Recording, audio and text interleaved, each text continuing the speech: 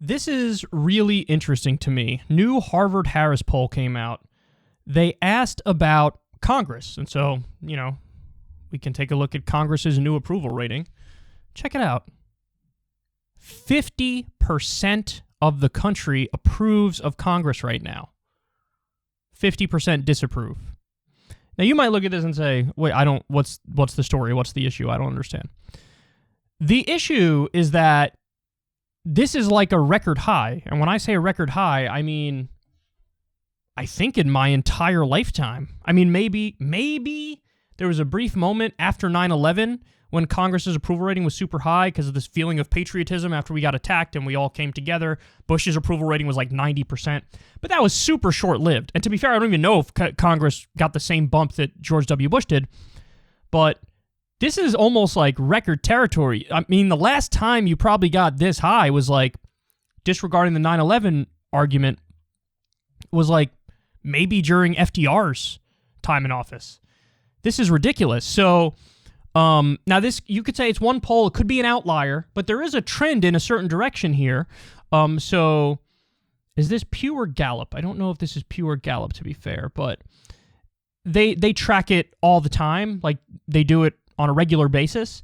And so you can see here that you have, it's 36% now approve, but that's higher than the month before, 35% in February, higher than before, 25% in January, 15% in December, 23, 19, 17, 21, 18, 25, 31, 30.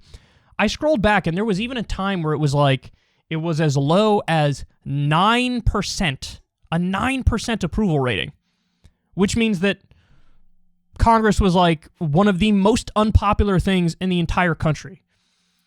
Maybe only like serial killers eclipsed Congress's unpopularity. So now it's 50-50. Again, if you want to say this is an outlier, so we really can't talk about it, I actually think that's a fair point, but you do see a trend in a positive direction when you look at other polling outlets. So let's say it's anywhere from 36% to 50%, which is still a lot better than what it was previously. The question is, why? Why did that happen? Why did that happen? And I have to say, I really think the answer is simple. The government gave folks money. It's really that simple. I really think it's that simple. We had the $600 stimulus under Trump, and then we had the $1,400 more under Biden. I think at this point, the money's hit everybody's account, whether you got an actual check or they did the direct deposit.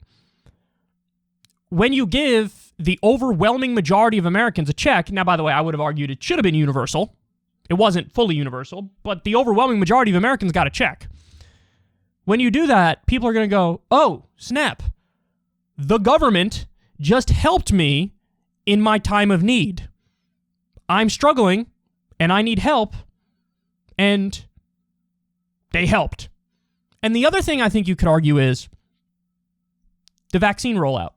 Because, this didn't really occur to me until today, or recently, but this is our first ever trial run, arguably apart from like Medicare, this is our first trial run in universal healthcare. This is our first trial run in having like a national health system where you remove all the barriers. And it turns out people fucking love it. When you get the vaccine, there was a time where you had to make an appointment. Okay, fair enough. Make an appointment, you show up, they do the shot, and that's it.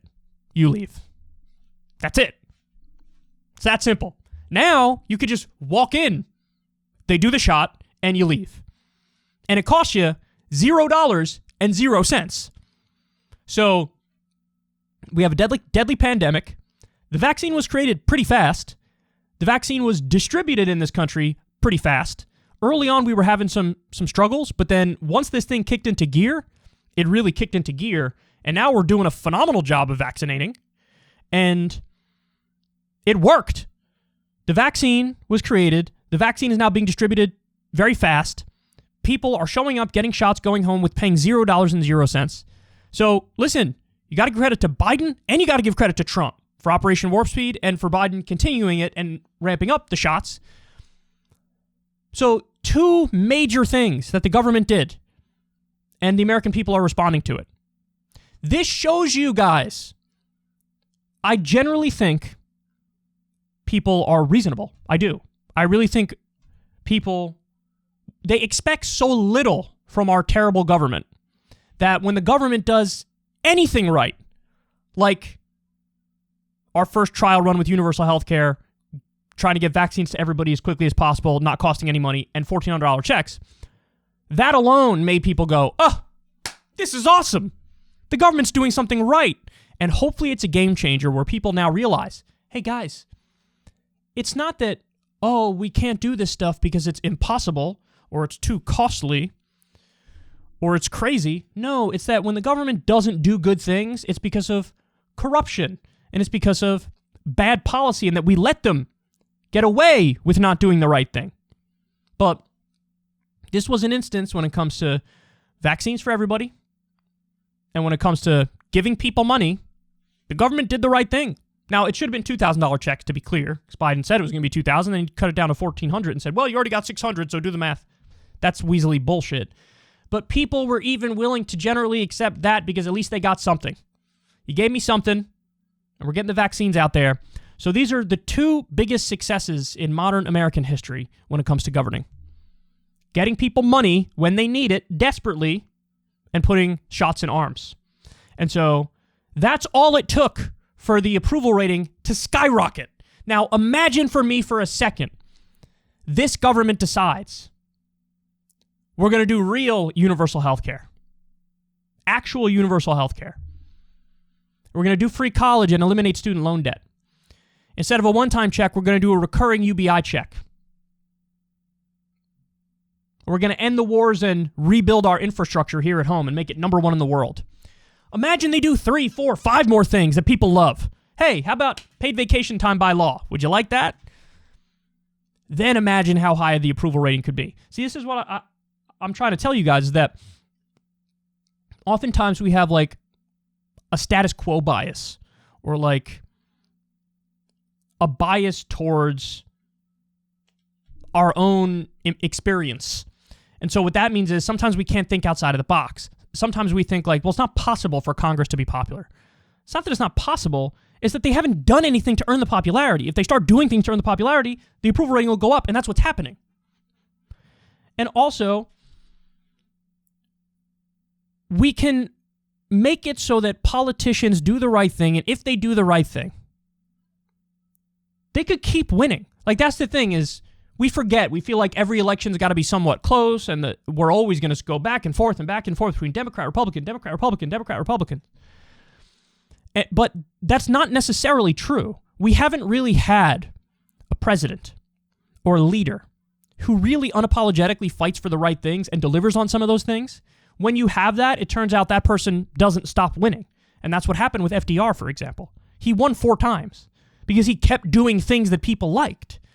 And so now these days we think, I mean, could you imagine? Even now we have term limits, so you can't win the presidency 4 times in a row. But can you imagine 4 times in a row or 5 times in a row, the same party wins the presidency or the same party wins the Senate? That many times in a row, they pick up seats. You can't imagine it, right? And you can't imagine it because both parties under-deliver so fucking much that you think that's not possible to have like a dominant single party. But it can be the case if you actually fight for the people and the people see that, they will reward you. In the same way they're rewarding Congress for getting shots in arms and the $1,400 checks. That's it, man. That's it. So there's a lot to learn from this. There really is. Anything is possible. You just got to do the right thing and then let the chips fall where they may.